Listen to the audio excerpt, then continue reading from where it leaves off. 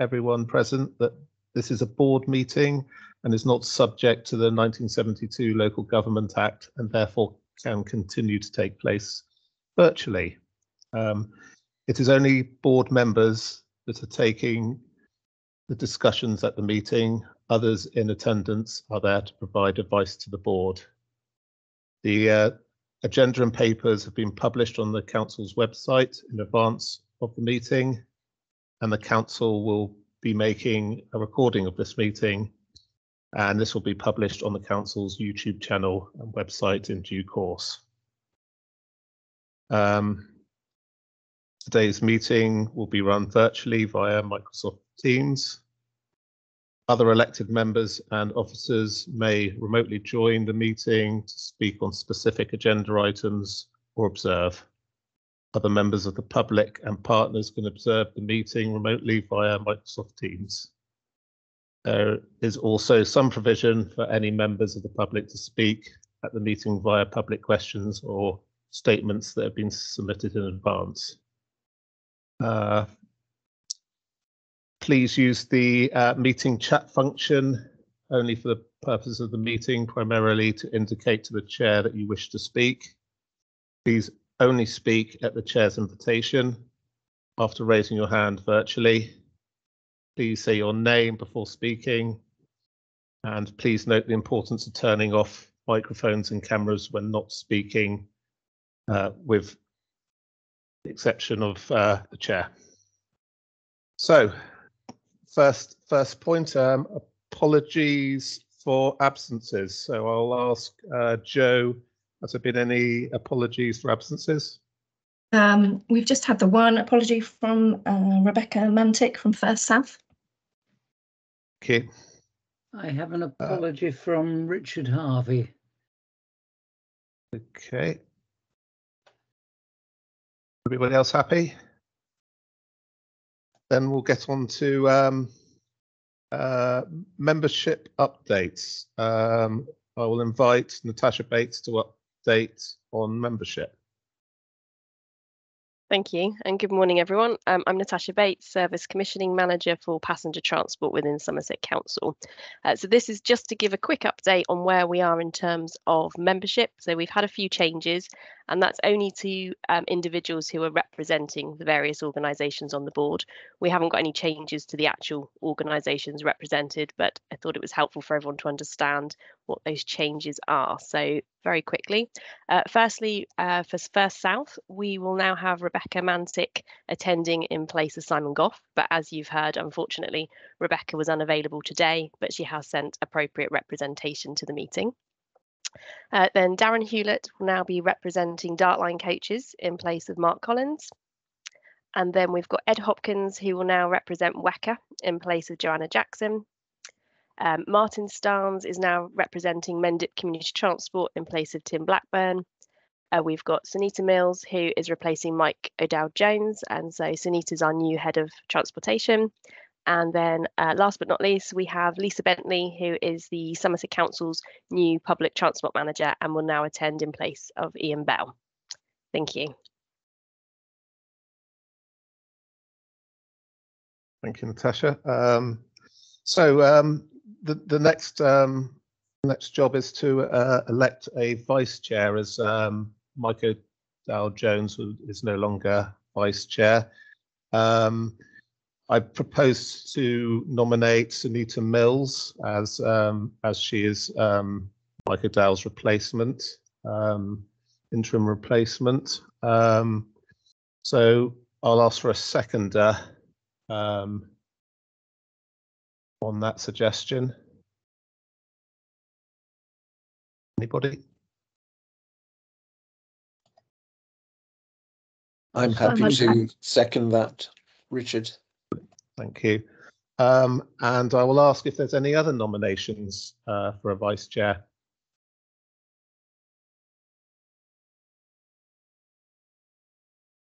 I'll take that as a no. So therefore, I don't think there's any need to go into a vote on that, as it's done, as there's only one applicant. Okay. well done, Sunita.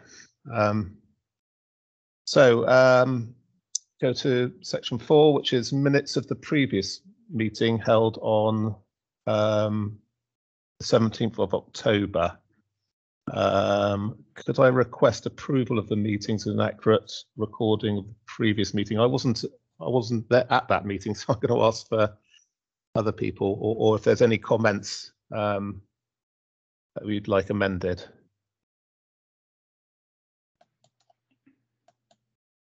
Oh, Tony Rees has raised his hand. Sorry, I was playing with buttons. Okay. Peter Travis. You're on mute, Peter. Thank you. Thanks. A couple of points, if I may. On the bus information strategy for bus passengers, this is hugely important. We would just ask that we're given the opportunity to input into this document before it's absolutely finalised.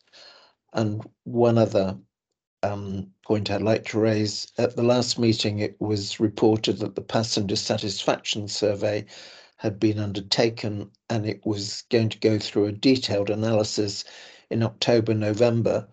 I note that it's not on the agenda for today's meeting.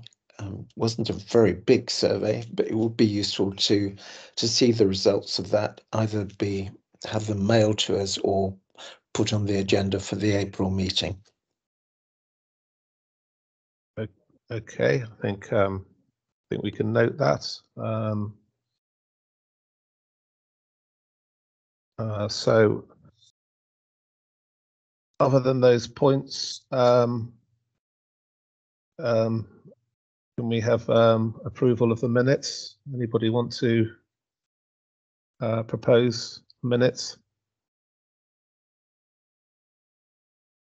I'll propose approval. Okay. Seconder? I'll second Richard David Redwell. Perfect. All those in favour? Yep. Raise your hand if you're in favour. Yep. Okay.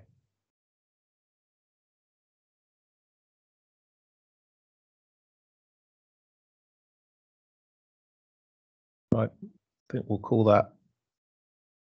Any against, by the way, just to check. No, I think we'll call that passed.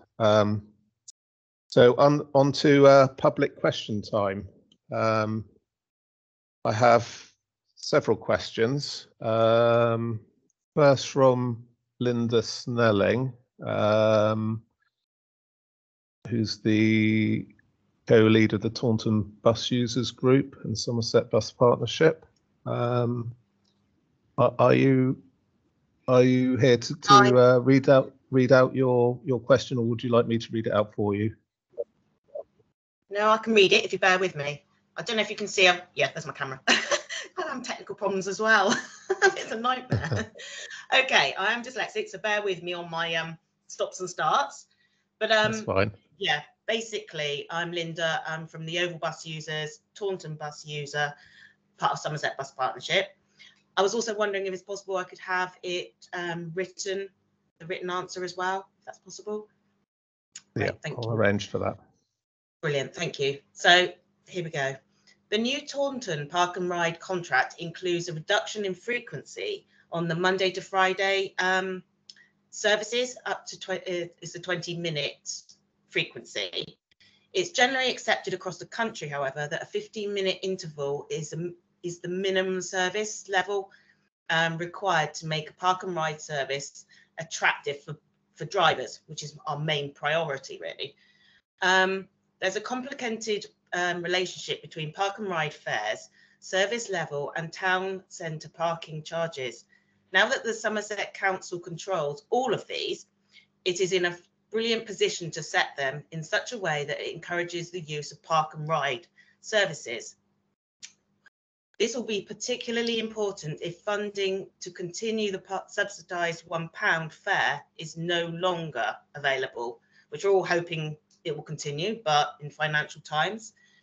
Anyway, so will the council review the parking charges in Taunton and actually across the whole of the county to consider the relationship between them and Park and Ride fares along with its frequency, with the view to greatly encourage the use of Park and Ride services as well as supporting our bus services in general? Okay, I can respond to that. And like you say, you'll get it in writing as well. There are a number of Park and Ride services across the county that currently operate at a 20-minute frequency. As part of the decision approved at the executive on the 6th of December 2023 to award the Park and Ride contract, it was also agreed that the integrated parking strategy for Taunton, included as an appendix to the report, would be adopted and implemented. The strategy is aimed at reducing demand for town centre parking and encourage greater use of the Park and Ride and local bus services. More detailed work on the parking charges will commence in due course. Thank you for that. Next. All right. Next question from Rosa Kell.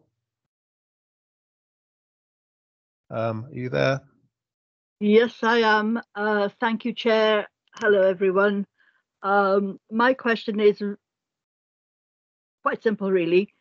The Enhanced Partnership Scheme, paragraph 4.7 states that bus operators provide a service within the Taunton Town Zone fare, a tap-on, tap-off technology from Q3 of the financial year 2023, which obviously was last September, and will work with Somerset Council to develop and roll out a programme for vehicles used on those routes within Taunton Time Zone and the fare. Now we committed to this to a start date, but no operators are using tap-on technology in Taunton yet. Would you be able to give us a full details of the rollout programme and give us a written answer, please, if you wouldn't mind? Okay. First South have confirmed that they have started the initializing process, but there's been some unexpected delays. It will take some time to complete the process, but they anticipate this being done by July. We understand that the council's I hope this is right. Ticket master machines are capable of tap on, tap off, but as with many people will be aware, we have had technical issues with contactless payment, which has been our priority. And now that's finally resolved, we will explore the tap on, tap off option with Ticketer. Okay, and you'll get a written answer. Thank you. Next question is from Andy Strong.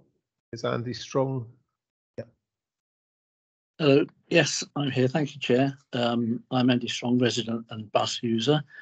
My question, the frequency of Taunton services 1, 6 and 7 in the morning peak, Mondays to Fridays, was reduced on the 27th of September to facilitate the saving of one bus between 07:50 and 09:10.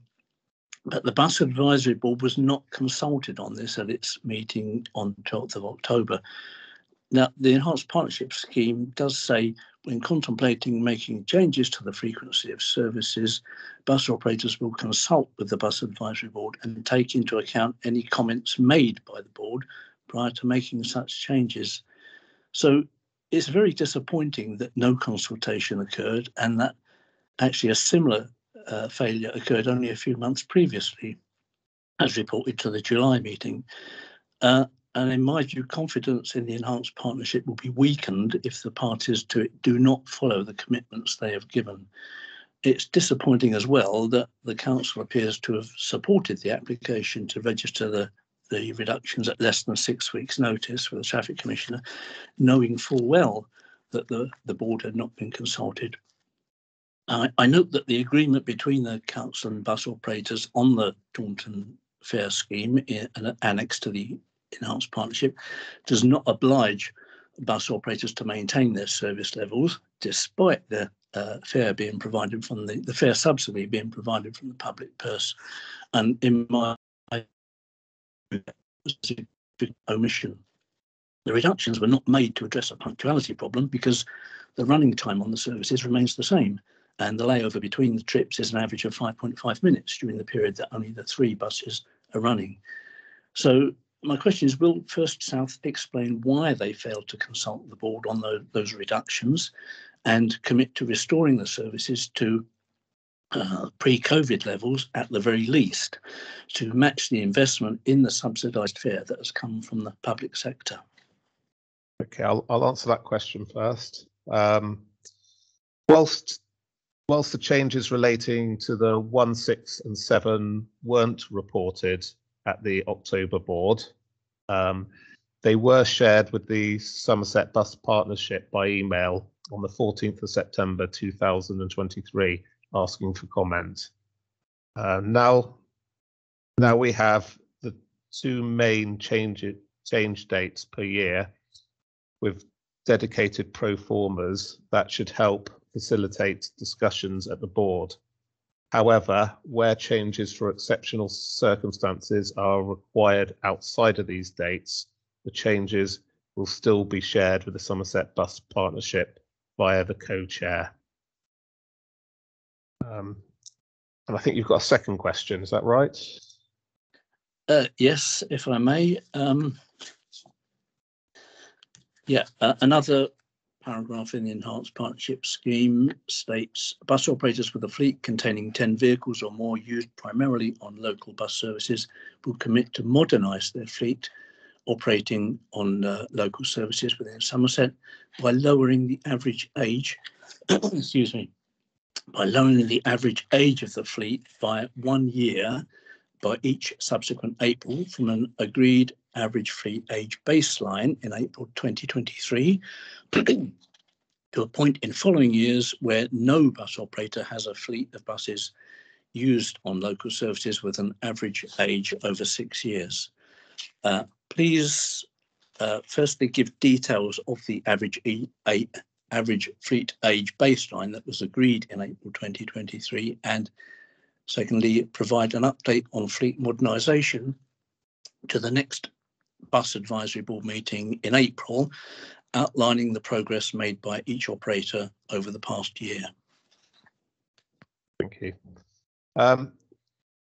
WSP were collating this as part of the monitoring and evaluation process. We are currently awaiting the final report which contains this information and will aim to provide an update at the next board meeting in April. So thank you for all your questions, and I will shall attempt to make sure that you get a written get that in writing as a response as well. So I'm going to move on to agenda item 6, which is a variation of Somerset's Enhanced Partnership EP scheme, and I'm going to invite Natasha to present the proposal dates. Thank you. Okay, so with regard to Somerset's Enhanced Partnership scheme, as part of the funding stipulation from the DFT, we're required to update the EP and resubmit it to the DFT in order to release the 24-25 funding tranche. So that's the BSIP funding tranche. There are several requirements to release this funding, and this is just one of those. So the requirement from the DFT is that the version of the EP that we're working on now is to include a table of funded schemes, which sets out what's actually being funded, what the outputs will be, who is responsible for delivering them, and the deadlines for those. So that is the requirement from the DFT for this EP. So just worth noting at this point that the plan section of the document cannot be updated without wider formal consultation. So that's a 28-day operator consultation and 28 days of stakeholder consultation.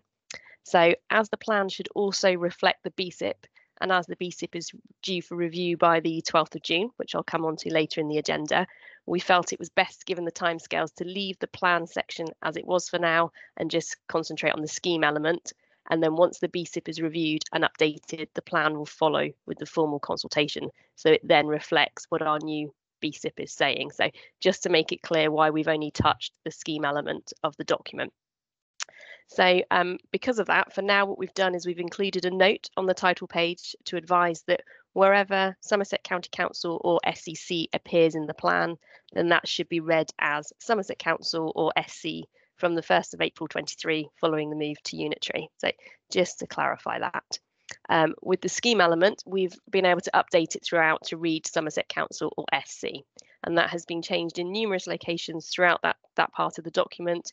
And that was circulated with the agenda, and all changes have been highlighted in green for ease of reference, so you can see what we're proposing to change. Obviously, once the EP is agreed and we publish that and send it to the DFT, we will remove all the green highlight. So I'll just quickly take everyone through all the changes so it's very clear what is being proposed in this version. So firstly, all the annex referencing has been updated to reflect the new Annex D, which is what I was saying the DFT are requesting. So we've done that. And then in the scheme wording itself, under paragraph 2.8, the wording reflects that the funding has now been apportioned. It previously said it was indicative funding, and we're just confirming that we've had the funding agreed. Under 3.6, the dates of the bus priority work have been updated to reflect the current position, and these are all still within the agreed DFT deadlines, but it just makes it clearer when things will happen. Under paragraph 3.13.1.1, it says the vehicles, it just clarifies the vehicles that we will use on the demand or the digital demand responsive transport DDRT. These have been updated to reflect that those vehicles will be 16-seat low floor accessible vehicles. I think originally in the EP we had electric vehicles, but it's transpired that these would not be feasible for the type of service we are trying to provide and not within the budget allocation. So following conversations with the DFT, they've approved the use of these vehicles, and that's all been formalised through the project approval request process. So we're just clarifying that in this document. Under paragraph 3.19, the dates have been updated just to reflect what's happening with the Taunton Mobility Hub. So that's just to make it clearer. Paragraph 3.25.1.1 is again relating to the DDRT and the vehicles. It just appears in two separate sections in the document. Under sections 4.3 and 4.4, these sections have been updated to reflect the agreement we now have in place for timetable changes and agreeing dates at each October board meeting, as well as noting the flexibility for exceptional circumstances. So this was all agreed at the board meeting in October, so we've just put it into the EP to make it very clear so everyone knows what was agreed. And then just moving on to the annexes. So Annex A, that relates to BSIP targets, and we haven't made any changes, but I just wanted to highlight that to say we've left it as it is for now because we are waiting to review the BSIP, and once that's done, we'll update that annex as well. Annex C has been updated to reflect the current public bus routes operating in the county, and that was as of the 15th of January this year. So what we've done is we've updated, added and removed routes as necessary to make sure it is accurate and reflects the current position. Under Annex D, that's the table that the DFT had requested. And just to clarify, we did share this with them in advance just to make sure they were happy with the annex and that it met their requirements. They confirmed they were. They just asked us to add references in there to the relevant part of the EP so people can find the detail quite easily. And so they're happy that we've done that part of it. Under the bus passenger charter template, so that's the template we use, but we've just added in the dates of publication and links to the website to make it easier for people to find. And Annex K, that's the list of variations, and so when we vary the EP and why we've varied it. So we've just updated that to include this variation. And then finally, under the signatories section, we've updated those so that it reads Sunita Mills as opposed to Michael Dowd James. So that can be signed off by Sunita then. So kind of in a nutshell, that's a quick roundup of the changes that are proposed and highlighted within the EP. So what I'll do now is I'll pass back to the chair to allow time for questions, and then he will seek approval of the updates with the relevant operators through the bespoke variation mechanism. Thank you. Thank you, Natasha. Hang about to answer the question. Yeah, no, that's fine. So if you've got a question, please raise your hand. I will go straight to David Redgewell, who's got a burning question, shall we say? I have, yes. Thank you, Richard. Taunton Transport Hub. So I understand the dates, but do we actually have, and I've asked this before, a physical start date for that construction and planning permission? I did do some research with the DfT to ask why we have to seek planning permission for a bus station when all temporary COVID centres were allowed to happen without granting planning permission across England. And I did have that checked with officials at the department. So I am anxious that this hub doesn't get caught in what will probably be a change of election cycle in London and a new Secretary of State. I've said this to Richard privately. So I just want to make sure we don't lose that project. It's a very important project, not just to Somerset, but to the peninsula as well. So let's just make sure we do actually meet the dates, get the spades in the ground and get this underway. Thank you. I will pass to Natasha, but I will say that is we're very keen for this to progress, I think would be the short answer to that. But Natasha. Thank you. And yes, I can confirm we are certainly still working on this and moving things forward. Joe Patterson's team are working on this, they're leading on that. So I don't have the dates to hand, but I can find the dates for you and certainly let you know what the dates are you were requesting. Okay. Could you put them in writing? Because I'm not the only one interested. I know Peter and the team will be very interested as well on this one. Thank you. Yeah, that's fine. I'll ask Jo if she can maybe just send you an update on where things are and kind of the timeline that they're working towards now. Okay. I don't see any other hands up. So I'm going to proceed onwards to what are we doing? Yes, to approve the changes through the bespoke variation mechanism. Do we have a proposer for that? If not, I'll propose it. A seconder. Yep, Peter's second that. So all those in favour, raise your virtual hand.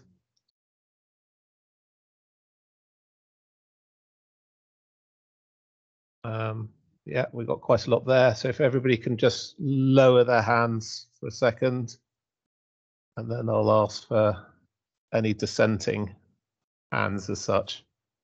Ooh, Linda, are you voting against proposal there? No, Hello, no, I'm Linda? trying to get my hand down. Sorry. Okay. Okay, that's Right, passed. yeah, that's okay. I think we're all happy with that. Right. So moving on to item number 7, timetable changes to the proposed for the 15th of April 2024.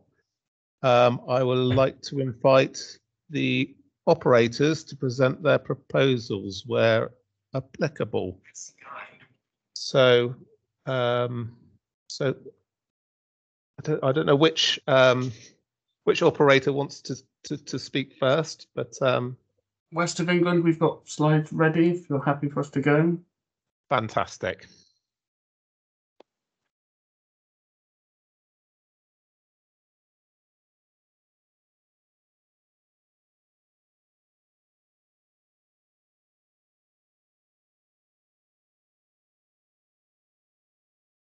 Oops, I have to do it off the screen.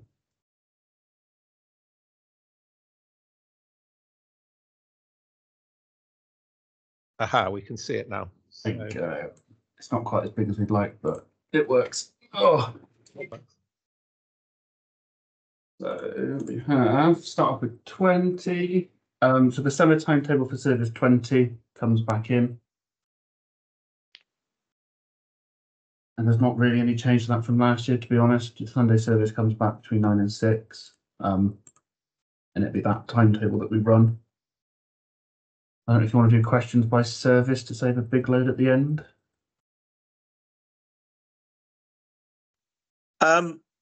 Richard, sorry, David Redwall, just a quick question, Dan. It'll still make connectivity with the 21 to Taunton, which is the important thing for local residents in that area. Providing they've not changed the 21, it should work the same as last year. Thank you, Richard. I've got a question from David as well. Just on the Weston-super-Mare interchange, is that the railway station as well? Or is the interchange something else? Because that could be confusing to people. That is the interchange in Weston, not the railway station. So it's right. Okay. So is there a stop at all near the railway station on this route? Pretty sure it goes past. Yeah. So it stops one stop before and one stop after on each trip. Okay. So take a couple of minutes off, add a couple on. It would be quite good to show that there is a stop near or approaching the railway station, certainly for those residents and holiday makers in Breen trying to access the rail network, that we make it quite sort of straightforward that there is a stop at the station rather than everybody being a little bit bewildered sometimes. So yeah, we should be able to work that on our printed timetable, so that's fine. Brilliant. Thank you. Then we move on to Frome with the D2 and the D2X. So this is fairly good news for Frome. So your combined timetable in the D2 and the D2X will go up to every 40 minutes. And that equates to 22 extra round trips every week. We're not proposing any route changes anywhere in Frome. I think the only one is that the D2X will terminate in the bus station rather than Dorchester Street. The first trip, Monday to Friday and Saturday, comes off due to low use. So that trip's reinvested later in the day. Sunday timetable's been stretched out to make sure the buses come in on time.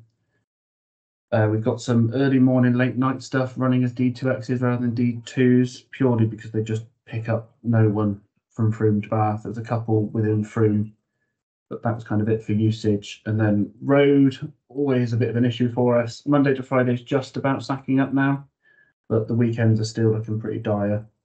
So we kind of need more people on the buses on a Saturday and a Sunday to really push that worthwhile going into road for us. And then that's the new timetable for the D2 and the D2X, if anyone's got any questions on that one. Okay, we've got David first.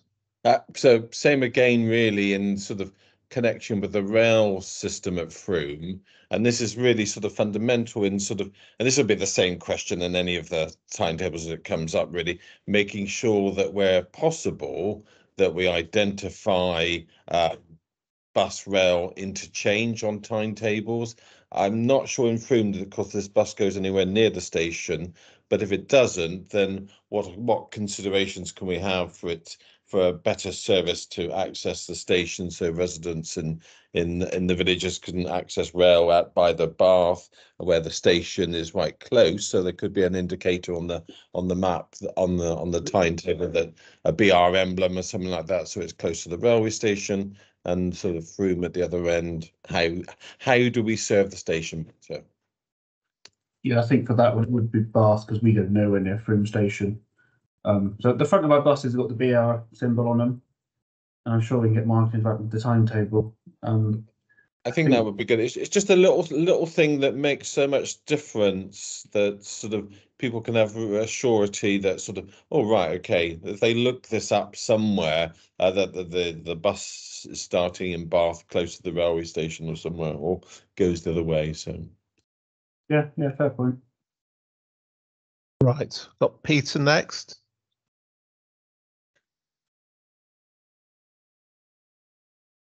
Thank you. Thank you, Dan. We had a meeting yesterday with our colleagues across the border in Baines. the outcome of that meeting, I think we'd like to talk to you, Dan, and to talk to Tom about some detailed changes. It's good overall. I note your comment about road. We do an awful lot of promoting our buses in the village. It's good that during the week they're working well. We'll have to see what we can do about it at the weekends. But I think just to flag that we'd like to come and talk to you and to Tom about some of the detail, in a constructive way, of course, some of the detail of the ongoing timetable. Thank you, Chair. Yeah, I think if we could do that this week, that would be brilliant. We're closely running out of time to register, so we will send you an email and sort something out. Thanks, Dan. Okay. So I've got David next. Yeah, I mean, I've raised this issue of Bath interchange with, and Ed's on the call, and so is Fiona, Councillor Fiona from Bath.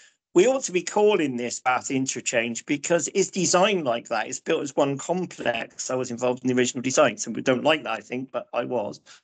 And I think we ought to be calling Bath interchange. It is an interchange between National Express, between First Bus, between First Rail, and it moves movement between the various points in Bath.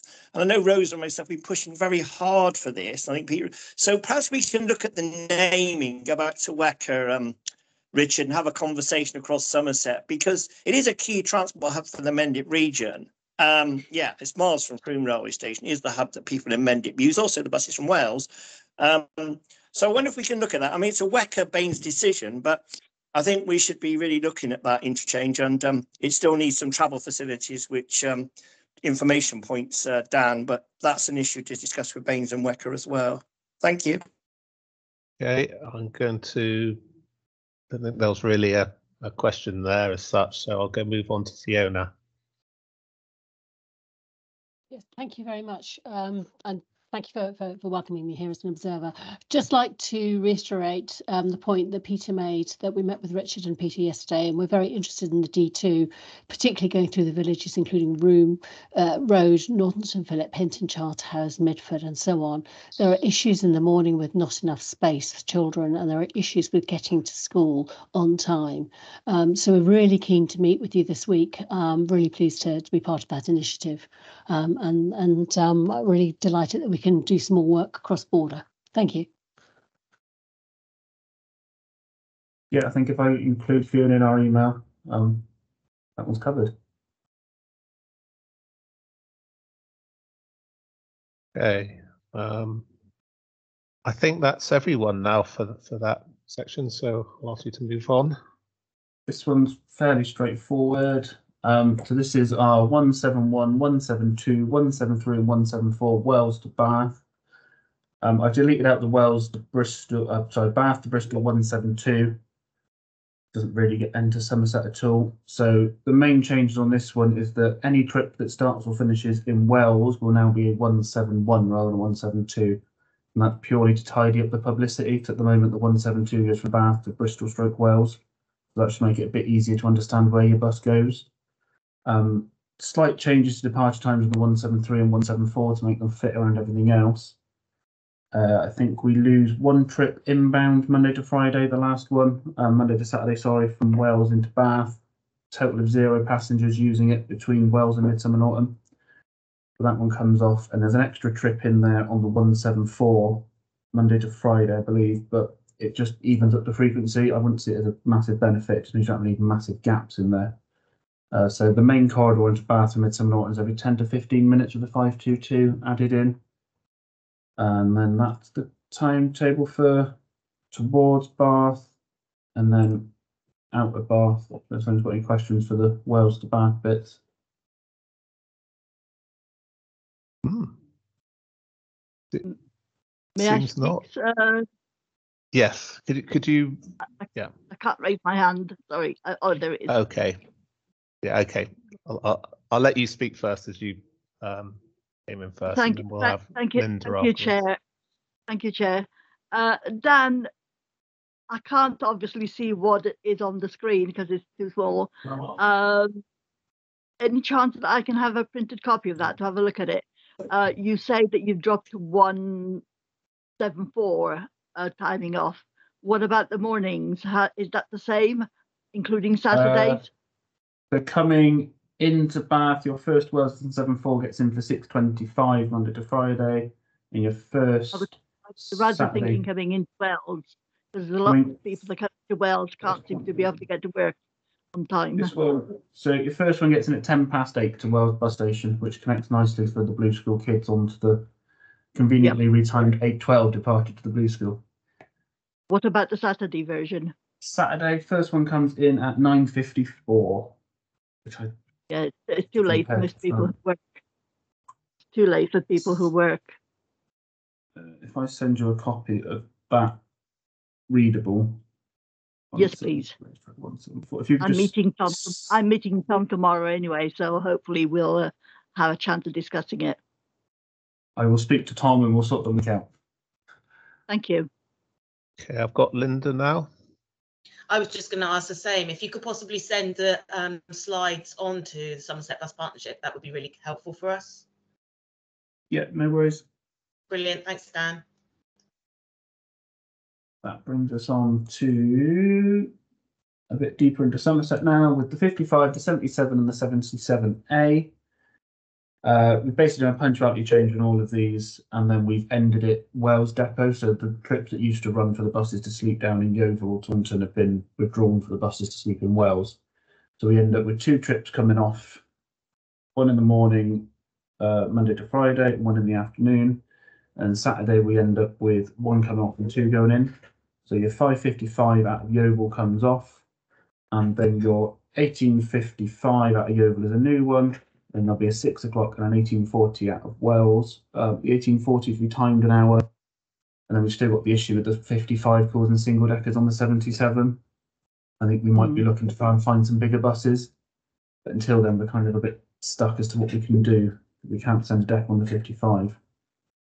And then that gives us the revised timetable for the 77, the 77A. I think the college journeys might sit slightly stretched out, but it resembles what they're actually doing today.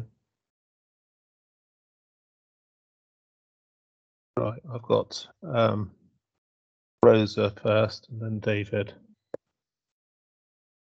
I'm sure this is going to be sorted out quite soon, but it is a particular problem. We need to have double deckers on that 77 route.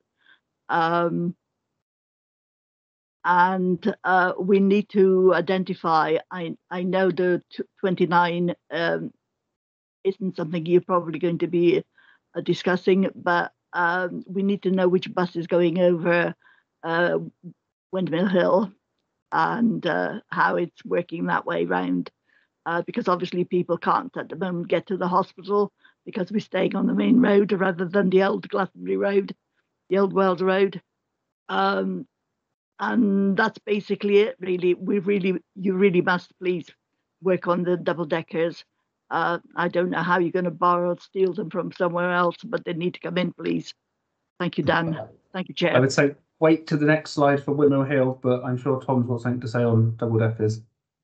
Not the double deckers on there. I understand that. I'm not being silly. We're for April. I've got some double deckers lined up. So the only issue we've got are the 77s that interwork with the 55. But as Dan mentioned, we're going to see if we can get some bigger single decks, which, looking at the loading, should be able to deal with that. So the double deckers required to double deck everything else, I've already got sorted. Yeah, I've got David Redgewell first, and then David. I think this is the issue, Richard, that's come to me in an inbox from the Students' Union at Strode. I've been in correspondence with Tom on this as well, and Doug. I'm pleased to say that bigger double. In fact, I took it up with, I think you all know, with Janet Bell, because she's the CEO of First Bus, to see if we could get double deckers to give, really, Tom, to give you and Doug some support and say it was desperate to sort. I hope it is being sorted by group. And also, having been out now a couple of times, I squeezed my wheelchair on. But I will say on those 55s, Dan, they are packed, as are the 77s to do those school journeys because of the low railway bridges. But if there's single deckers that can come from another part of first group buses, then that would be the answer. And I think it really needs group to grab hold of this issue and make sure the resources are given to First Wales and West for this route, because it is I say a political hot potato with a small political P, but nevertheless, Students' Union, Shepherd College, and a lot of residents are very, very concerned. But I do welcome the move away from the Yeovil and Taunton end and everything being centred on Wales and Bath. I think we'll get maintenance of facilities sorted out. Thank you. And David Northey. Thanks, Richard. Just a couple of observations. Presumably, the same bus that comes in from Wales is the same bus that goes out again. So, 5 and 6 minutes for an arrival of a bus from Wales, disgorge of people, get people on. How's that going to impact on reliability? Secondly, my previous comments about connectivity with the railway stations, I could see that it would be impossible here if that's the same bus in, the same bus out. But we're still sort of progressing with this sort of a disenfranchised passenger system. We have the buses doing one thing and the rail doing one thing, and how do we merge that together? And that's probably a bigger conversation that we need to have, where we've got bus routes. Can we help them complement with the rail network so we can increase patronage? And it's interesting about Strode College, because I wonder if most students, what time do they finish? According to this, it's sort of 17:12. It seems a bit late in the day, but and I can see in the morning some additional buses from Rantage to Strode, presumably with a connection from Yeovil and Somerton on another bus, presumably. It seems to be missing something for me. So there's punctuality if those buses are turning around and doing the same journey. There's access to the railway station. Let's try Penmill Junction if possible, but Penmill, or does it connect with the shuttle bus that serves both stations? And then what's the timing of those? And then the Strode College timings, they look, if you've got just that one bus, it's what about students leaving in the middle of the afternoon or in other times? But punctuality-wise, everything's been run through our new system, which will look at data from the past. I think we put in the same time last year. So the data from Buses Somerset when they ran it and when we've been running it. So that's gone through the system, and this is what it's come out with. So it should be pretty reliable. We're a bit limited. There's only 3 buses to go round, and we're kind of fixed in by the college times, so we can't flex too much without taking journeys out. So we've done our best to maintain a near hourly service while still being there for the college. So the 55 will set one of the workings for the 77, and then the other 77 set by the college, and then we've got one to slot in the gaps. So that kind of applies in terms of train connections as well. We're a bit stuck when it comes to trains, and I don't think the trains would move around us. We'd probably have to move around them. Yeah.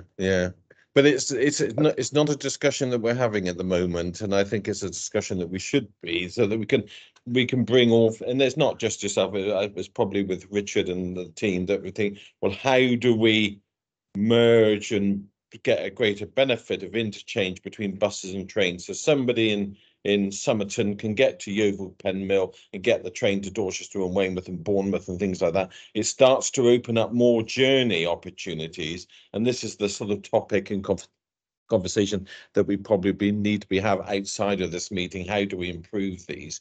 We've got lots of bus routes that are just, and the railways, and they're just all running in isolation rather than let's bring them together. So I'm going to bring in Linda at this point. Yeah.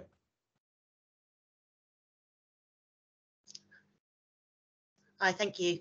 Can I just ask, from Yeovil outwards, what is the earliest bus that you can leave the Yeovil bus station to Wales?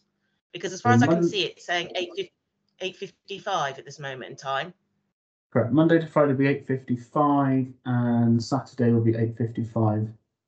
So 5 to 9. So can I just clarify? So can I clarify for the people that are actually working and actually needing to go to work, how are they going to get to work. That's ringing alarm bells at this moment in time. If that's our first service going towards Wales and it's 8:55, when people need to start work at 9 o'clock, I am quite concerned. I mean, we have beforehand, we have a 5:55 and a 7:30 or a 7:35. Now we don't have anything till 5 to 9. The 5:55 has come off because that bus runs. I'm sorry, but that's quite alarming if that is the case. 100% timetable.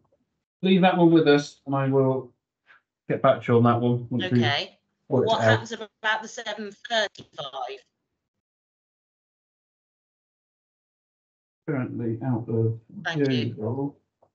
I much appreciate that, because that's really, I'm going to get an awful lot of people complaining if they can't get to their work.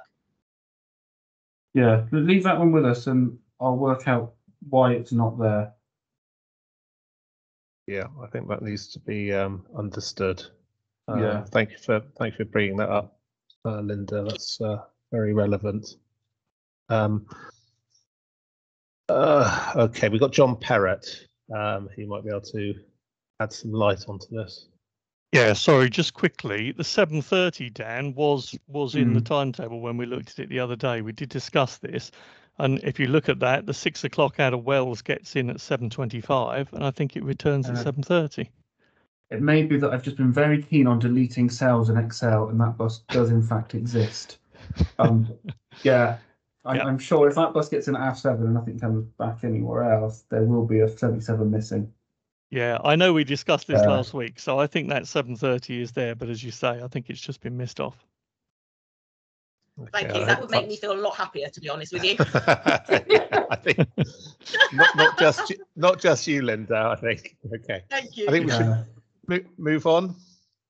Yep. So the next one, I think it's our final one. Yep, is 374, 375, 376, and 376A.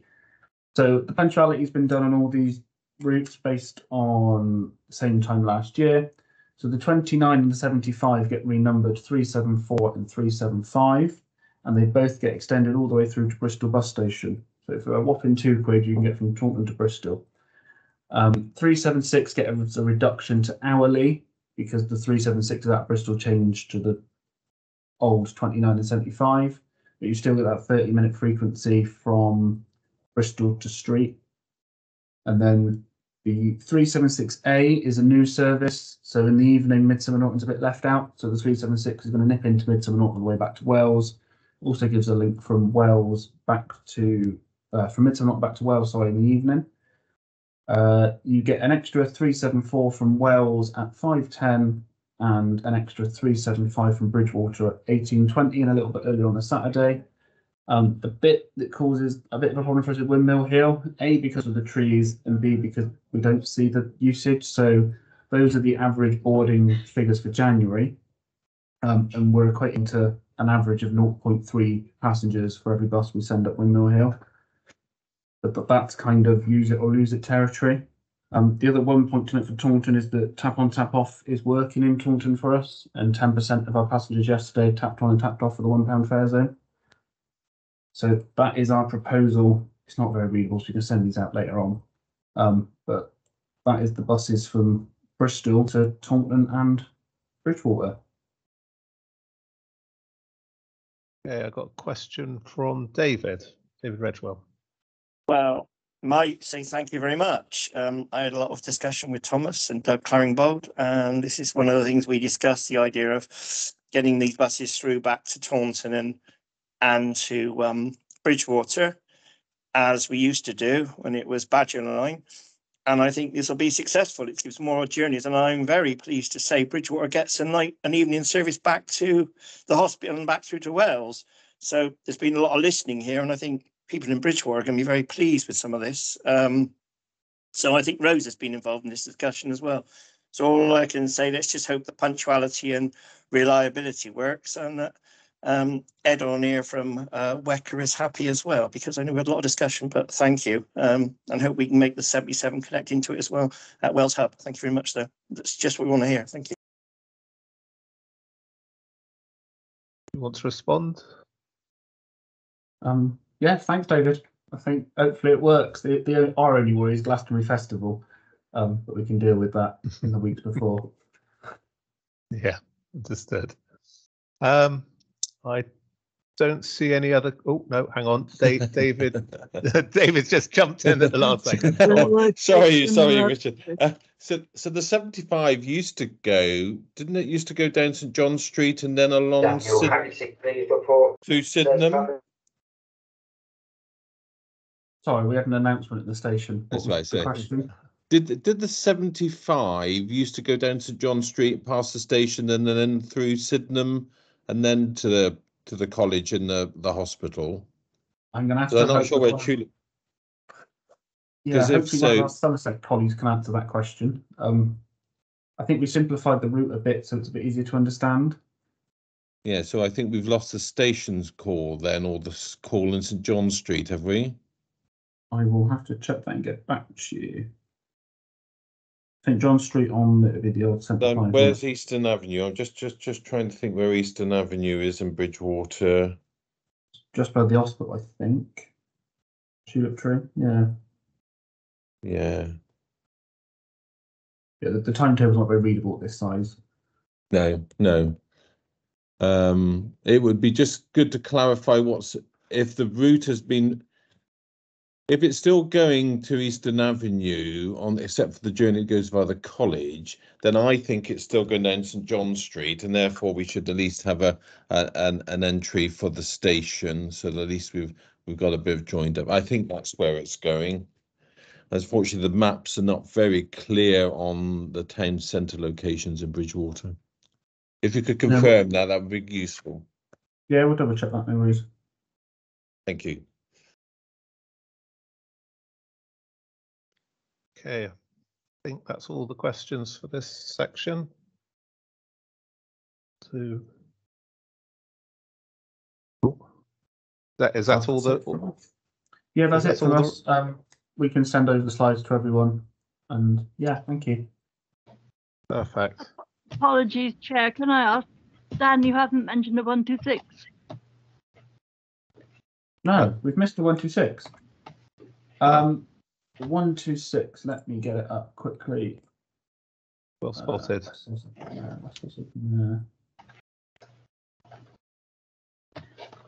Jump across to a different depot a minute.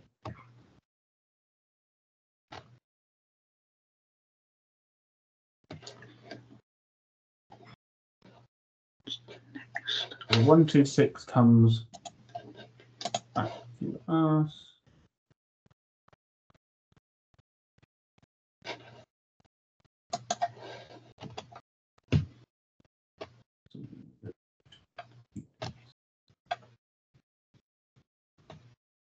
I shared this. This is in our scheduling software, so it's not as pretty as the other one.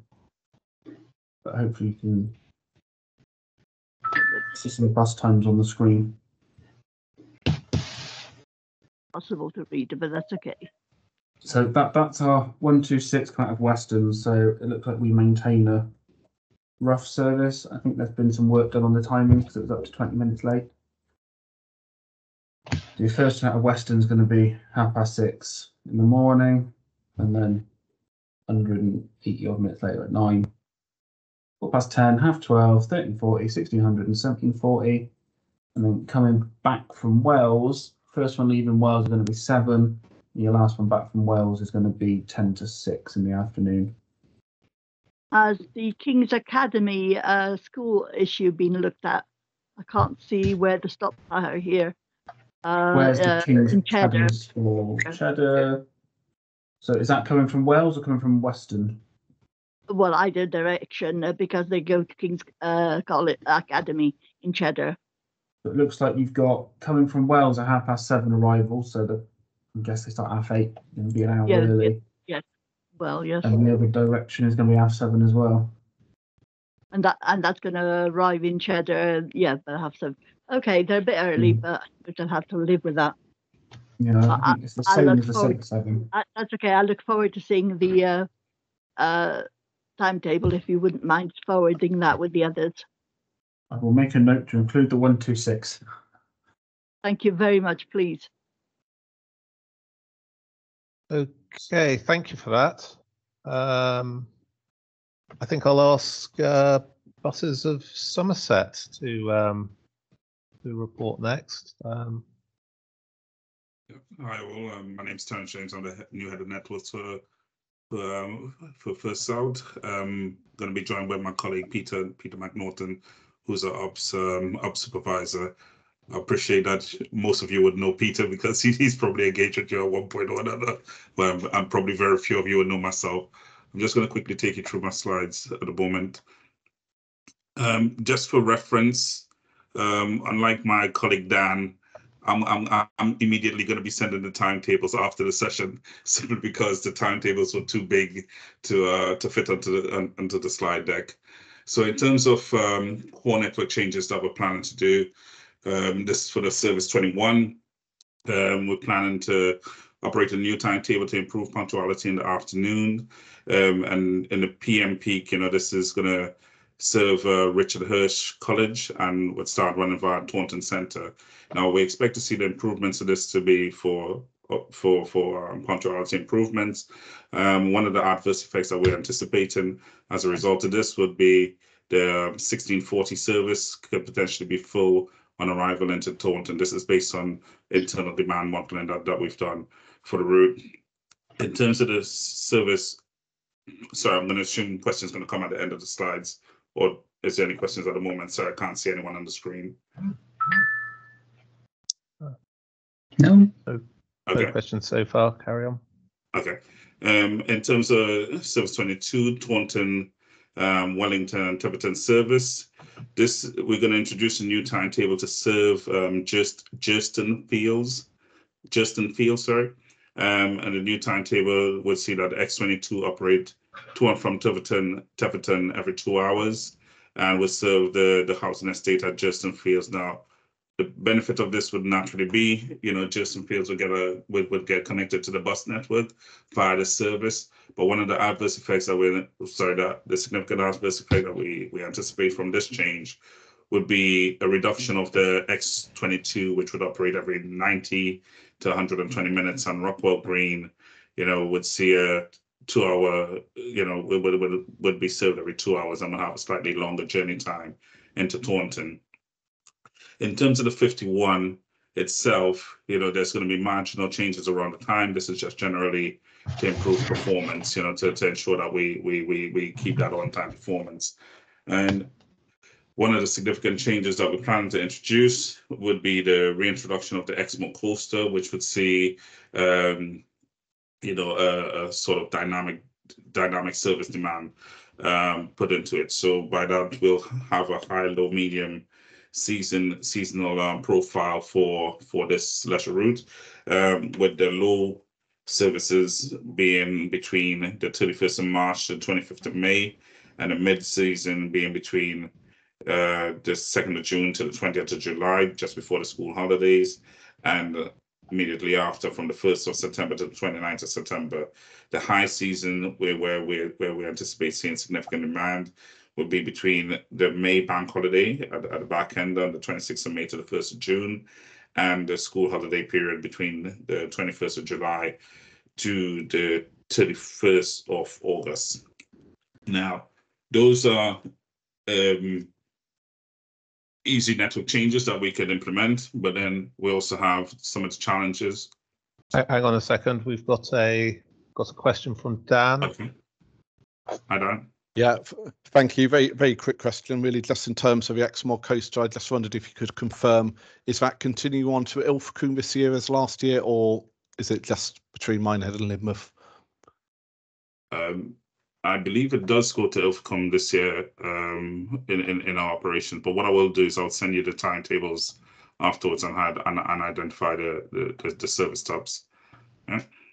And we got David Norte as well. Okay, so some good things about the bus starting from Hewish College, because it avoids the chaos that we have in the parade at Taunton with the pavements being full of students and blocking people moving. So that's a good move.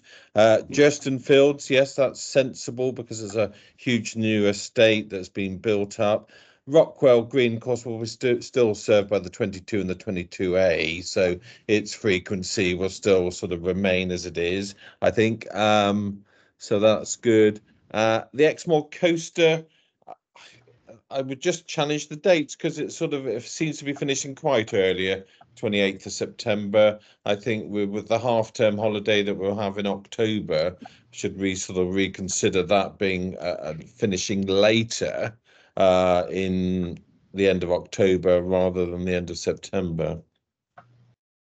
Okay, we can certainly take that on board and have a look at it.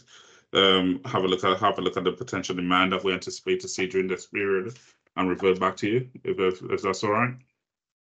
Fine, thank you. I've got David Redgewell. I'm just going to remind everybody that we're running a little bit behind time, so please keep it succinct.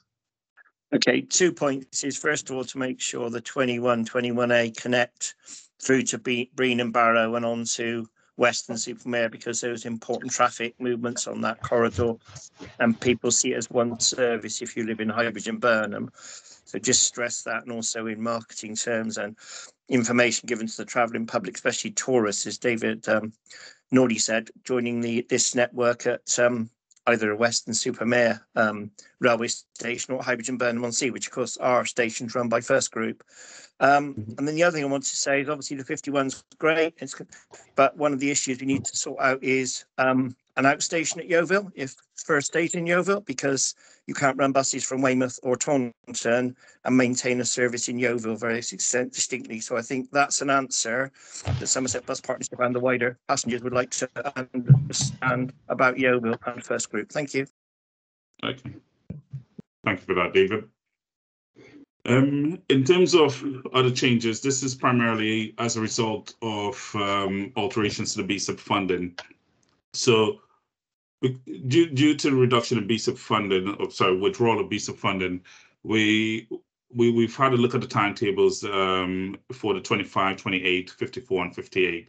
Now, based on the demand that we're seeing, it's with regret that we'll have to, without funding, we'll have to withdraw the 54 and 58 immediately. Now, the impact of that would be naturally a loss of service.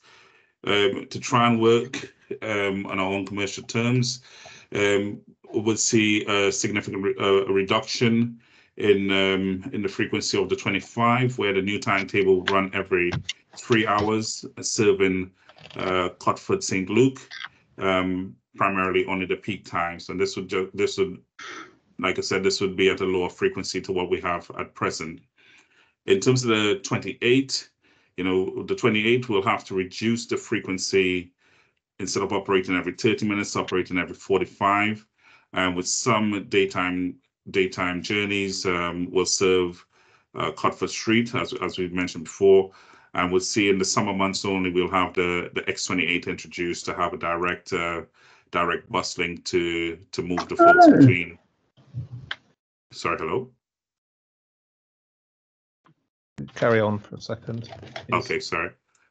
A direct bus link between Taunton and Butlin. Sorry, I just heard someone screaming on the line. Is everyone okay? Or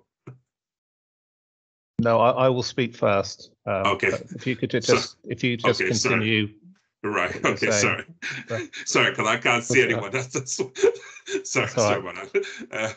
Right. Which so as I was saying, yeah. So in the summer months only, we'll have the direct bus link between Taunton and Buston. So this will have faster journeys for the holiday makers to ensure that we don't have the issues of overcrowding and holiday makers and local travelers on the X20, and the 28.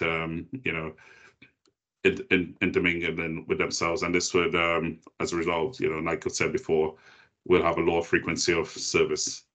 That's it for the service changes. And as I said at the start, we'll share the timetables with yourselves afterwards. Okay, but before I bring in I've got 3 people wanting to speak on this. I just want to, I was going to express my disappointment, but actually it's my seething anger. This, I believe, was dropped on our team this morning, these suggestions. We've been asking for what your intentions on this for a very long time. In terms of, hang on a second. Sorry. As far as I'm concerned, you are attempting to play a game of poker with us, and that is not acceptable. These are people's lives we're talking about. You know, these are important routes to Somerset. These are the people of Somerset, and for you to bring this to us at the last minute without a chance for us to discuss it and have a proper, sensible discussion is just not acceptable. I'm going to suggest that we have an emergency meeting with you guys at first, and we can have a proper discussion about this. This shouldn't have been brought to this board as told before we'd had a chance to discuss it. Like I say, I'm not particularly happy. I mean, I'm going to bring John Perrott in first, okay. and then I'll have a response. Okay. But if you don't want to respond, that's fine. But I think we need a meeting set up with you guys immediately, and I think we'll enjoy it. Can I bring John Perrott in first? Yes, please. Thanks, Richard. Yeah, so I mean, we had the situation, as everyone will remember, where we provided funding last September following discussions, and a lot of work done to try and boost the numbers on these 4 services. So we've been looking, obviously, during this period to try and raise numbers, and our understanding is numbers have increased on all 4 services. And really what we wanted was a proposal coming forward to what would be the changes to these services in plenty of time. And as Richard has said, I think this has come really late and we haven't had a chance to fully discuss it yet. So we would want to take that opportunity to look at this further. We did make the point that our BSIP funding, our BSIP Plus funding, is reducing significantly next year, although the BSIP Plus figure stays the same. We had 3 months of local transport fund money last year. We don't have that money this year, so our overall BSIP Plus funding does reduce. We did make that point at the time that we could only support these services up until originally to the 31st of March. We've extended that to the 15th of April, obviously in line with the change dates. And yes, we do have a little bit of flexibility in our funding, but not the same that we had last year. And we just need to have further discussions to try and work out how we can use the small amount of funding we have to address these issues and to look more closely at the passenger numbers, which, to be fair, we've only seen very recently indeed. So we haven't had a chance to analyse that in any great depth at the moment. And that's why we need a meeting to discuss it further. Okay, can I respond to those points? So, right? Yes, I think you can respond. Okay. Appreciate that. You know, in terms of you know, the proposals, you know, it's been recently shared. However, we've been very transparent in terms of the impact of potentially reducing the BSIP funding. Now, we've you know, in terms of information that you know we share with colleagues, you know, we were very clear in terms of what we had anticipated, you know, in terms of building a timetable originally, which was, you know, to have a maintenance of BSIP funding. And the moment that, you know, we were aware of any withdrawals, you know, we did flag, you know, the impact that this would have. Now, I think it's a bit, you know, you know, without sort of, you know, seeming, you know, defensive at all, but being completely open, you know, we did share, you know, almost immediately what these changes would be, right? So, you know, and I'll leave it at that. I'm gonna come in and respond to that because we ran a very strong campaign. You were very clear on what is necessary. Now you haven't given us a chance. Because you brought this morning, I believe. I think John can correct me if I'm wrong. These this morning, and as far as I'm concerned, that is you playing a game. It's not that we haven't asked this.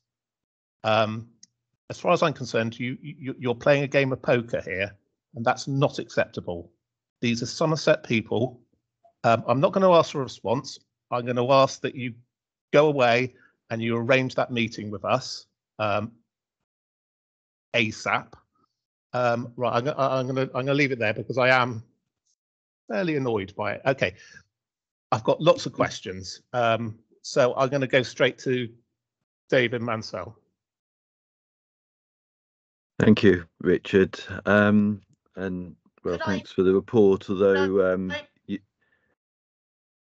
sorry. Okay, so again, I heard someone speaking, but I don't think I think that stopped. Obviously, I wish to comment on the 25. Very concerned, disappointed at the proposal for the lower frequency there. Obviously interested to hear the discussion that's just being had, and as officers well know, I've been pressing for early information on what the plan is here for some time, and I'm sure that they've been communicating that back to First Bus on this. And my understanding is that this is not a withdrawal of the extra subsidy that was provided. It was some extra subsidy was provided to try and find a solution to what First Bus wished to do. So it's not being presented to us in the correct way, matching what's actually happened. There does seem to be some misunderstanding or something going on here. And my understanding also is that these proposals should have been presented before this advisory board. They shouldn't have been just coming to the board cold without the council having time to consider whether any action could be taken. So I'm pleased to hear that a meeting will be held soon to discuss this urgently. Probably we need to wait to see what emerges from that. I will ask a couple of questions, if I may. One is on what the proposal is now, just understanding the type, what is the lower frequency. There has been some speculation that it would involve the services that go to Langley Corner being cut, apart from the first one of the day, which actually comes on from Dulverton. There's some services during the day that are just between Langley Corner and Taunton. Are we right to think that those are the ones that are proposed to come out of this route now?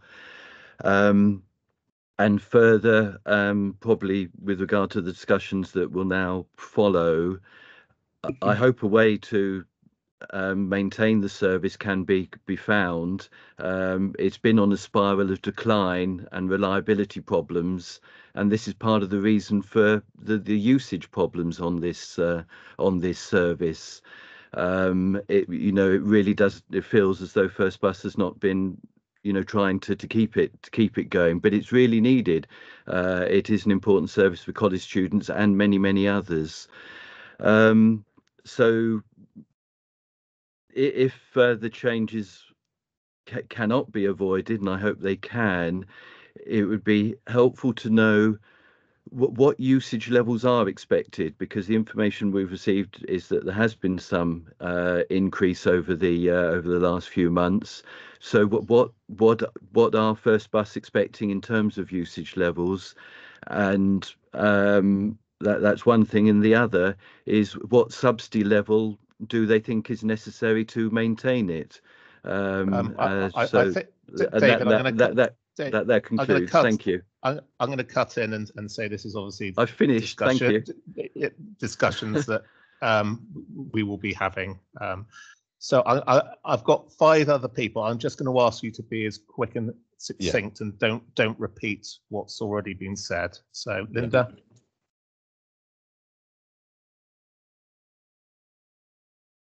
You're on mute, or you're breaking up. Sorry, if it's any help, Linda's frozen on my screen. Yeah, okay, Linda, I'm going to have to come back to you. So I'm going to go to David Northey. Yeah, so I think everything. I'm the Yeovil Bus User Group member and Somerset. Oh, am I? Yeah, go on, Linda, quickly. No, I'm not on mute. Yeah, you're okay. Go on. Yeah, quickly. I turn off the camera. Can you hear me now? Yes. Speak. Can you hear me? Yes. Yes. No. Sorry. Okay. Thank you. I'm actually really disappointed with this. I have two services. We are in the south of Somerset, and Right, basically, Linda, we you're need breaking services it. to our hospitals. Sorry. Linda, you're breaking up. I'm going to move on, I'm afraid. Okay. So David.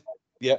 So there are a couple of things for me. It would have been good to have had some discussion beforehand, as Richard said. I think optioneering of what could be could happen here to the bus routes.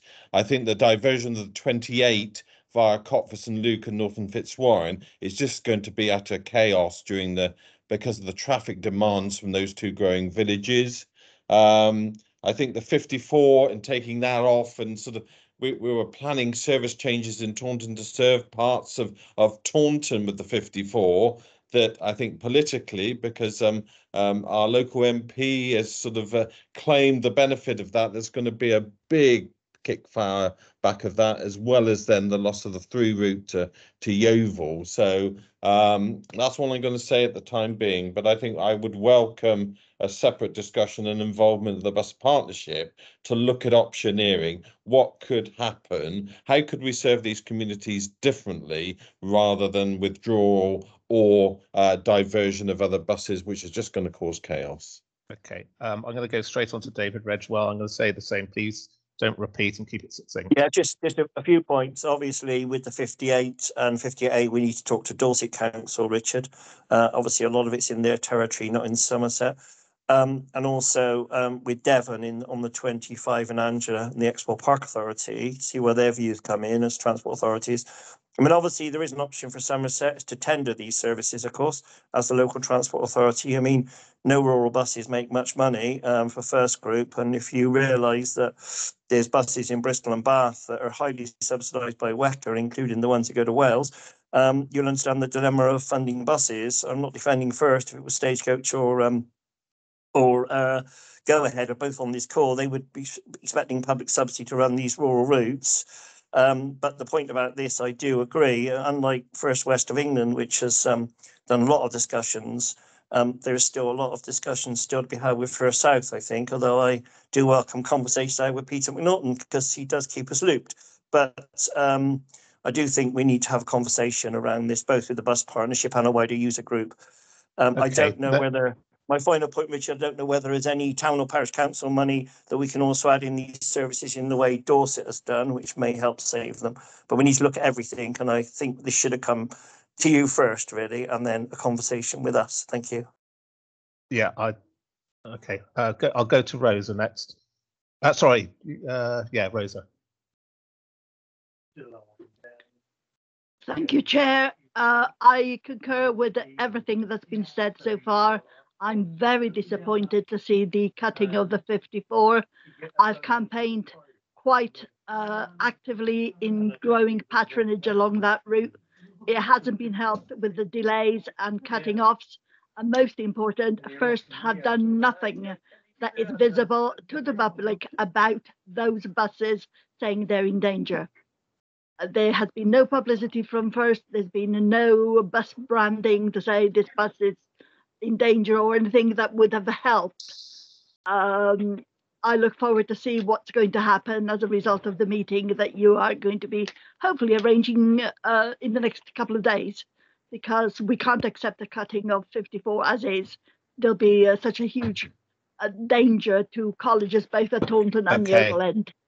Yeah, I'm going to go straight to Tony. And have you got anything new on that? Should be there, yeah. I will repeat what you've said, the anger at the way this has been presented, the timing of it, and the discussions we've been having about the improvements on the service, the improvement of people, the better productivity. If it's going to go out to tender, we need to remember there are new companies around who are looking to pick up routes from First Bus. I'm particularly interested in Transpora, who seem to be letting everybody know they're available, but I don't think they're on Somerset's bus list yet, or list of operators. So we need to be talking very, very soon about making sure these services continue to run. As Linda said, we are talking about people, we're talking about jobs, we're talking about social needs of people, and a lot of us here know people who rely on these buses to live their lives, and this is not the way it should have been presented. Sorry to repeat it, but No, that's fine. I'm going to bring in Linda quickly if she's got a better connection at the moment. Oh no, you haven't. I put something in the chat, Linda, and I'm going to just bring back John Perrott if he's available to have a final kind of word, and then we'll have a response before we move on. I think. I really hope so. Now, right now. John? Sorry, Richard. Yeah. Yes. So what we'll do, obviously, as we've discussed there, is try and arrange a meeting as soon as possible, and try and look at what we can do with regards to these services, and look at the figures that we've been provided with very recently by First, and take it from there. So I don't think there's anything more we can say in this meeting, Richard, at the moment, other than we'll take it away and we'll do more work and we'll come back to the board. Okay. I think we'll leave this part of this. We'll leave that there, unless you particularly want to say anything, either Terence or. No. I mean, the only point I wanted to say was, apologies if in terms of the light it's been received, because as colleagues, Natasha and John would know that it is a challenge in itself to keep something commercially viable in our discussions. Now, I would express, at first, we do recognize that there's a economic and social mobility factor here and a social value that we need to provide to folks in Somerset. So it's not one that's been taken at whim to say, right, pull a service, and it's not one where, certainly in my tenure, we intend to play poker with yourself. We rather be transparent and open on this.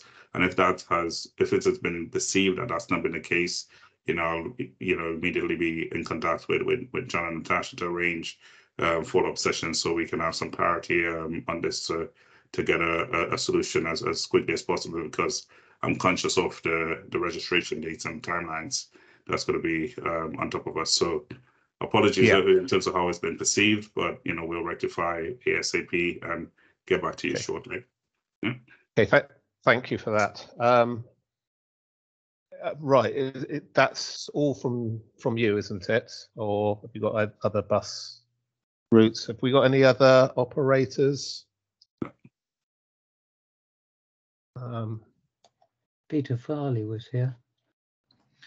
Yeah, hello, Peter Farley, South West Coaches. Quick update from us. The only one we have is the #1 service from Shepton Mallet to Yeovil.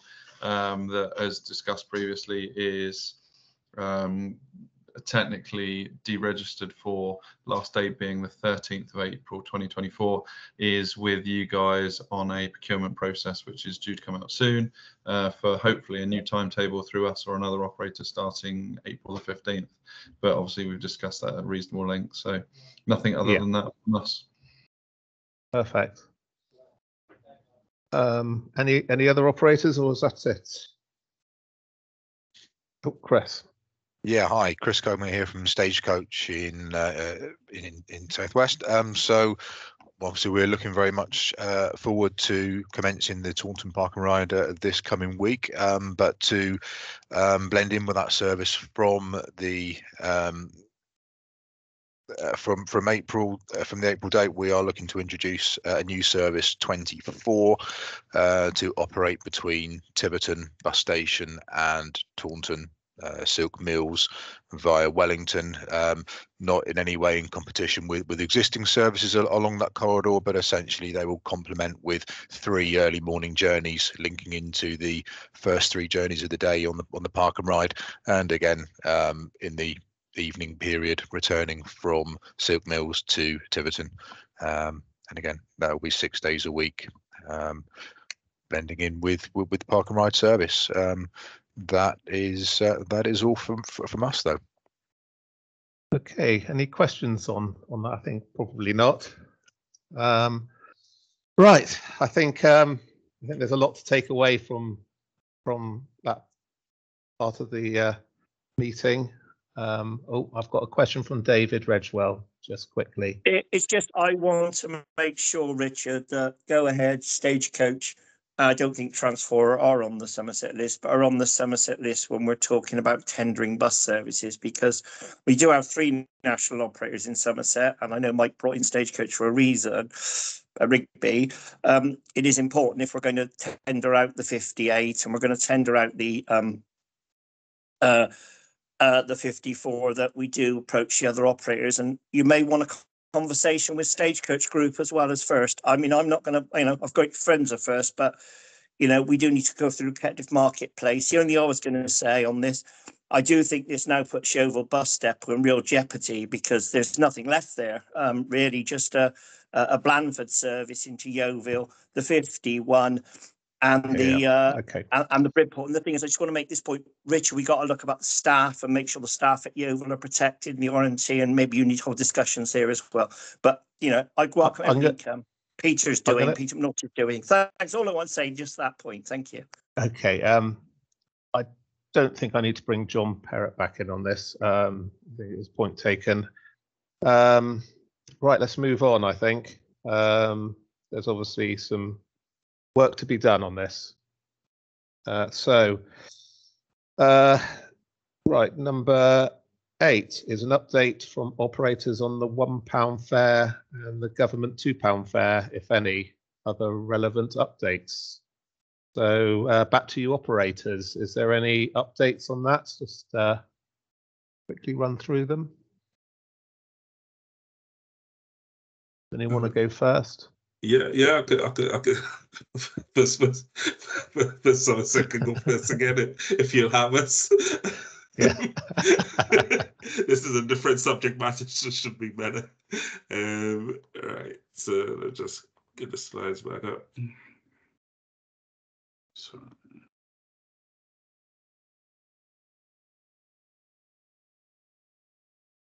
Hopefully you can see my slides. Yeah. So in terms of the £1 fare in Taunton, we've continued to see steady growth of this between June all the way through to November, and there's been an expected drop in December, which we would expect, because very limited people.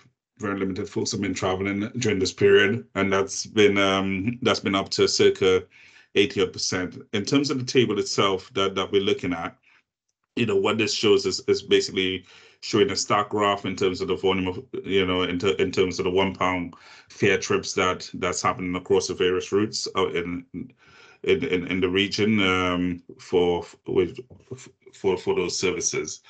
In terms of the £2 fare for single trips, we've seen steady growth on this for the £2 fares from mobilization in January, where it was roughly 38%. It's since December it's gone up to circa 51%, as shown in the charts. And as you see on the slides on the right hand side, these are the services where they represent a significant volume of the £2 fares along the line of routes, where primarily, where we're seeing a lot of a bigger proportion of trips on the 58 and 30 being done with utilizing the £2 fare, but very limited volumes on the 99 and 15 compared to those in question. In terms of the recovery itself, what we've seen is that for passenger recovery, overall recovery year to date is at 90%, continuing at 90%, which is down from the 21% in October. And there's been a slowdown in passenger volume since the beginning of December at roughly 60,000 per week versus the 74,000 in the previous 8 weeks. And year-on-year growth in the past 4 weeks has been roughly at around 4%. So, you know, the chart on the left hand side just gives an overview of the trips and the year-on-year variations, to say the least. Happy to take any questions if there are any on the information provided. Any questions on that?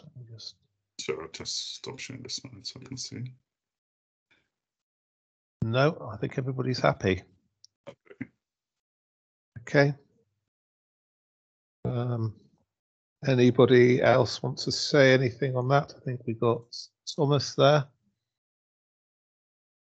Thank you. So unfortunately, I can't get my presentation to load up, but it's a similar story for our services in the west of England. So having a look at the numbers, generally, we saw an increase going from sort of the end of October towards just before Christmas, and then the expected dip off you'd find sort of over the quiet period between Christmas and New Year, and probably a slower start to the year as people start to get back to work and return from holidays. So it's a similar story really to what South are seeing in that respect. Okay, thank you. Anybody else? I take that's probably it for that. We're a bit behind time, so I'm going to move on to the BSIP review, I'll invite Natasha to provide an update. Thank you. Right, I'll try and whiz through, conscious of time. I have got a very basic PowerPoint presentation I'll just share with you. Just bear with me a second.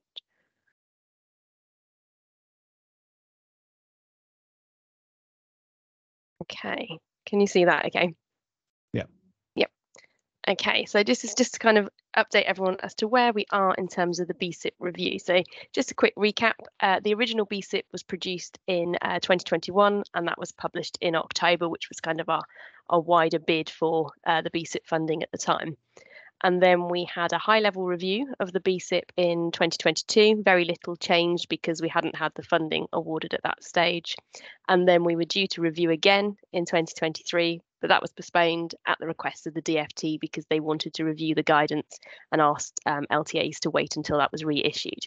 So we now have the new guidance that's been released in the last few weeks, and the new review is due for 2024, and they have requested that we submit that review by the 12th of June.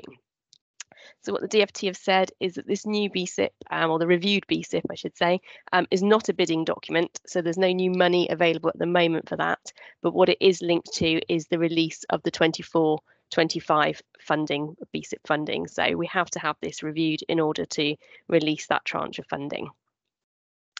Okay, so the key themes that the DfT are looking for in this review is to firstly update our baseline data so that we're reflecting our 23-24 position, so we can see what we've achieved and where we've come from since the 2021 BSIP. Then we need to set out our improvement programme for 24-25 and how the DfT kind of badge it is it's based on your current BSIP envelope. So what you know you're getting in terms of BSIP funding, what you're going to actually achieve with that. So we need to make that very clear. And then the final theme is really around our plans and ambitions beyond 2025. So what we need to do is link that to our local transport plan and the timescales associated with that plan. But at the very least, we need to have a 4-year plan of what we think we'll achieve within the bus kind of network. So just to kind of clarify what the requirements are. So the aim still remains to grow patronage. So everything we do should be aimed at increasing that patronage.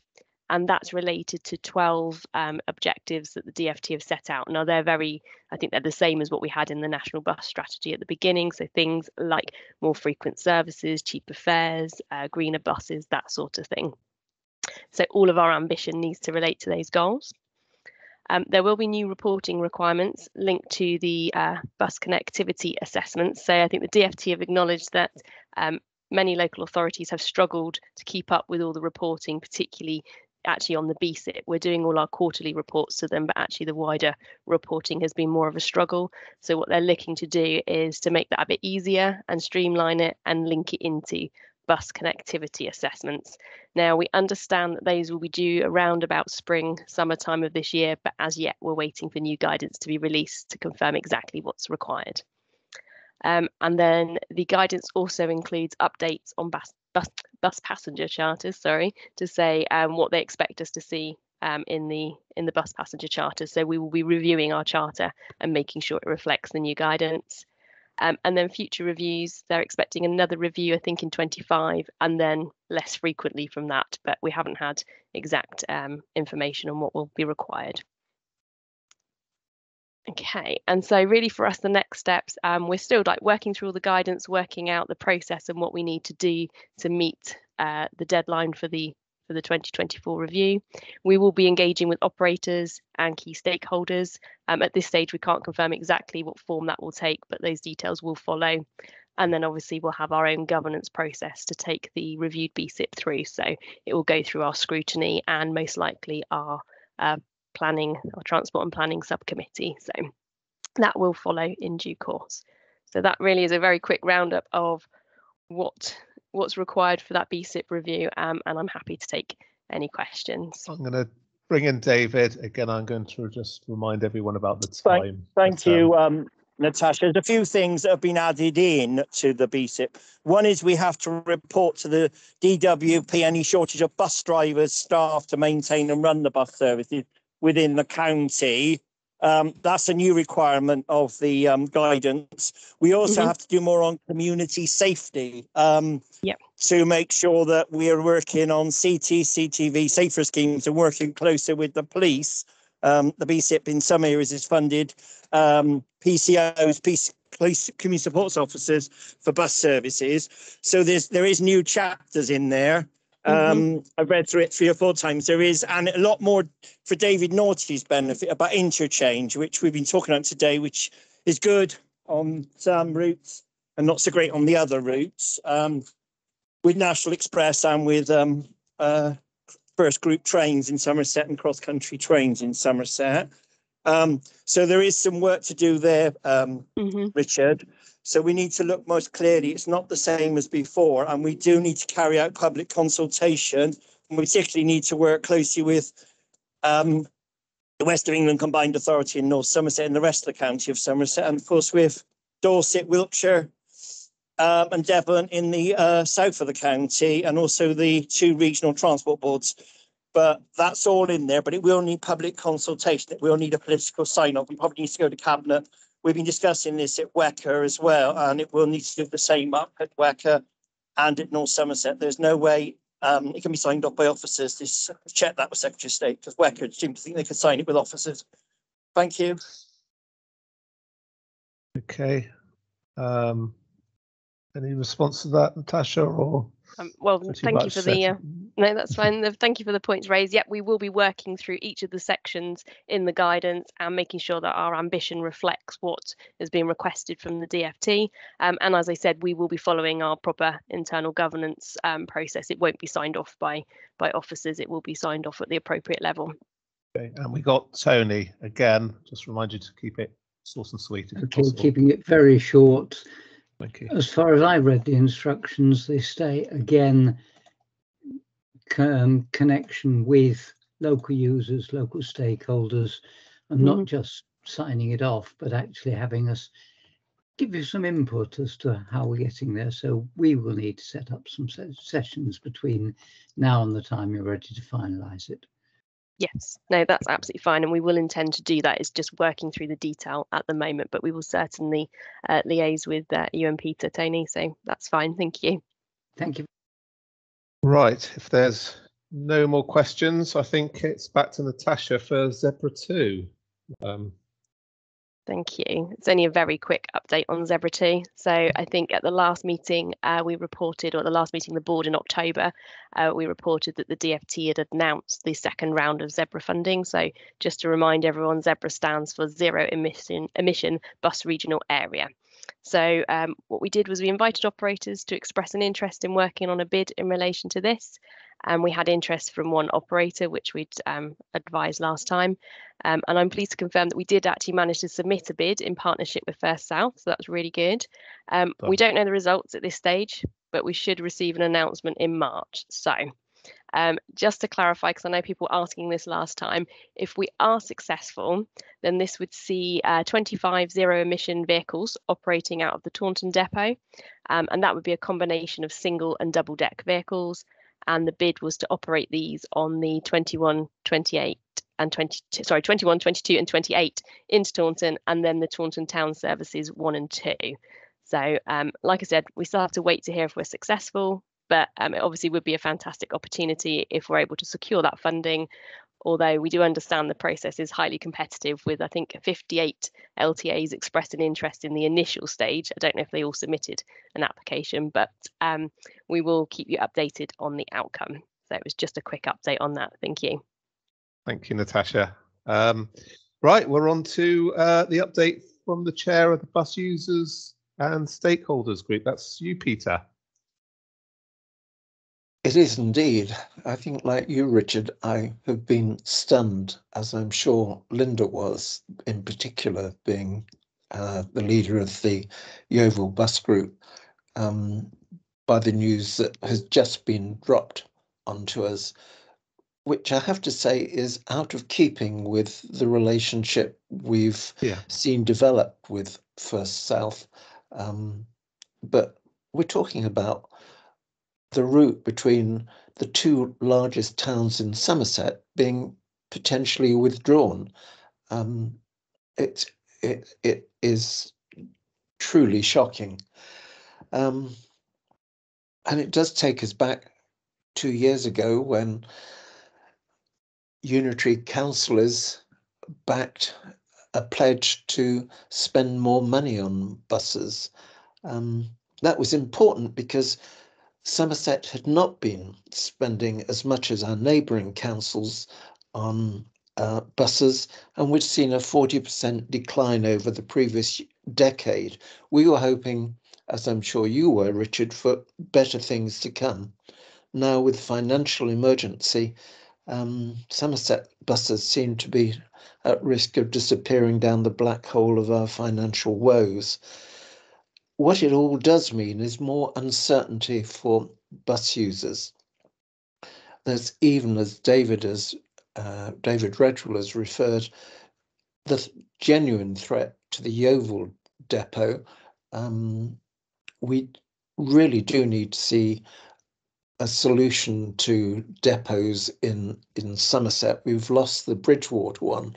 The Yeovil depot, one has to wonder what First South's plans are, and they should be sharing that openly with Somerset, given the implications of any closure, both to Somerset and to Dorset.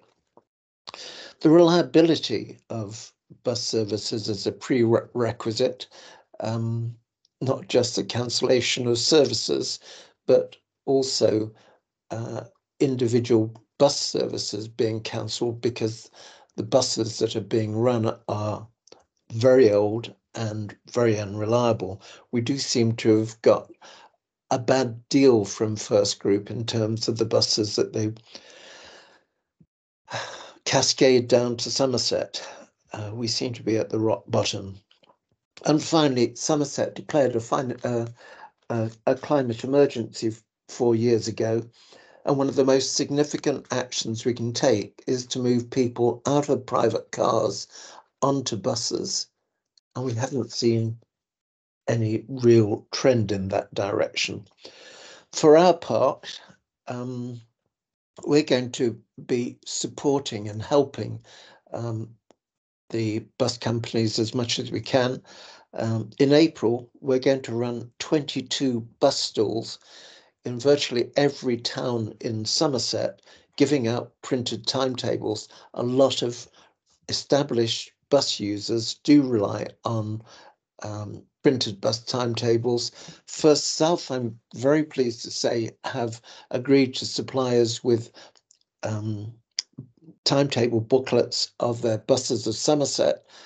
Not quite sure which services they're going to be showing in that timetable now. We'll have theirs. We hope that First West of England will help with bus timetables as well. And if we've still got bus operators on the call, then we'd invite them to contact us and try and supply us with any new timetables that are being issued as from April. Finally, from me, where the bus passenger charter, it's going to be looked at again as part of the BSIP review. This is important. It's now been put on the First South website. We very much welcome that. It's on the Somerset Council website. Now it's time for Somerset Council to start a real blitz to promote this through its social media channels and through press releases. But coming back to the bombshell which has been dropped on us, we will support you in any way possible in your discussions with First South.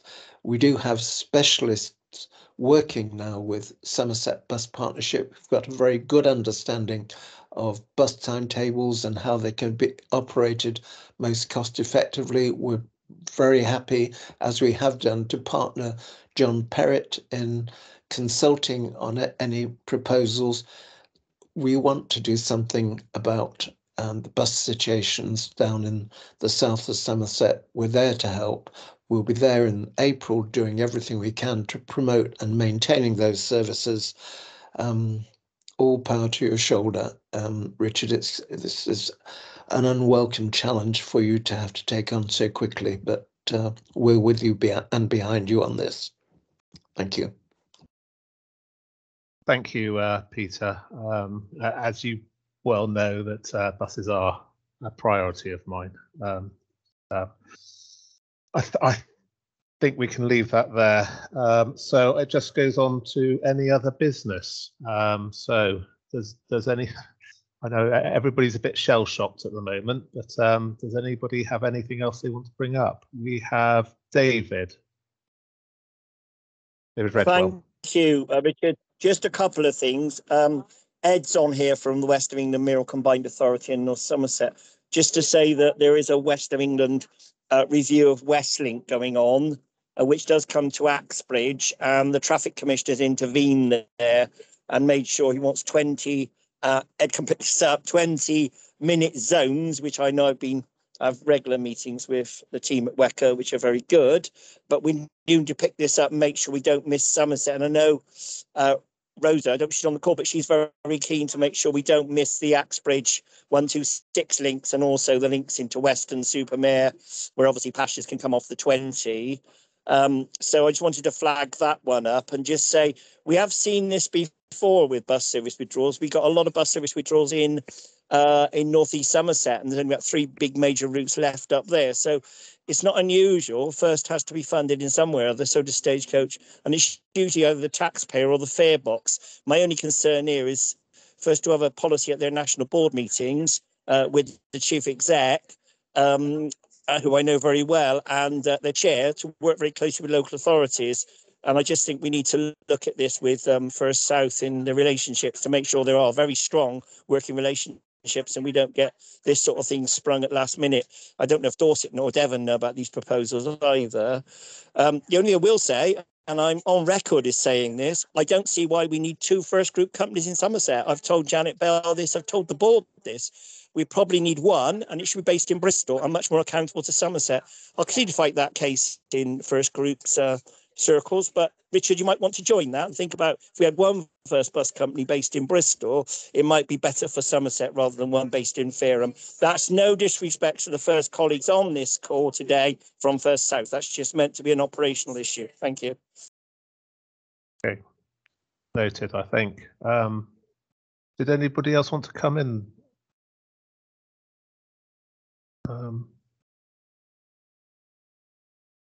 No. Well, I think. Oh, that you, Rose? No, that you, Rosa? No, okay. No. Tony. I just want to say thank you to Richard for chairing what was a fairly heavy meeting. and encouragement to you, as from Peter from Somerset Bus Partnership, anything we can do to help. But thank you for running the meeting. I think get more people on the buses. We keep trying. Okay, I think that concludes that. I think the date of next meeting, I think it's scheduled to be held on Tuesday, the 23rd of April, 2024. Oh, Richard, one question. Are we in the purdah period for the Police and Crime Commissioner at that point? Because obviously community safety is part of our agenda and part of what Natasha is supposed to be reviewing as part of the... So do we get covered by that? You might want to take some legal advice, but I know we've got an election, I believe, for the Police and Crime Commissioner in Somerset and Avon. That's a very good question, and I don't know the answer to that.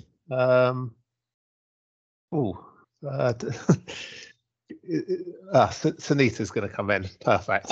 I don't know the answer either, but we'll talk to colleagues in Democratic Services and work that out.